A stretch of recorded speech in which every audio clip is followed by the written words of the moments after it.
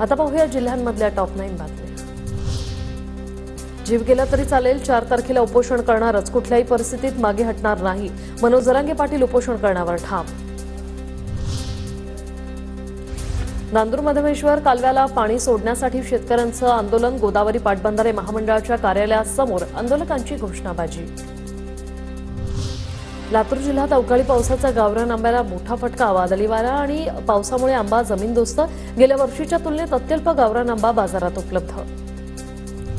कोल्हापुरात वादळी वाऱ्यासह मुसळधार पाऊस, ज्योतिबा डोंगरावर विजांच्या कडकडाटासह वादळी पाऊस, ज्योतिबा रोडवरील हॉटेल साम्राज्य येथे 4 चाकीवर कोसळलं भलं मोठं झाड। रत्नागिरी जिल्ह्यात पुन्हा एकदा अवकाळी पाऊस, दक्षिण आणि उत्तर रत्नागिरीमध्ये मेघ गर्जनेसह जोरदार अवकाळी पाऊस, उद्या देखील अवकाळी पावसाचा हवामान खात्याचा अंदाज। नांदेडच्या बिलोलीत भेंडीच्या शेतीतून तरुण शेतकरी मिळवतायत चांगलं उत्पन्न, बाजारात भेंडीला 40 रुपये दर। भुसावळच्या वरणगाव आणि कंडारी परिसरात पाणी टंचाई, 10 ते 15 दिवसांनी पाणी येत असल्यानं नागरिकांचे हाल, पाण्यासाठी नागरिकांची भटकंती।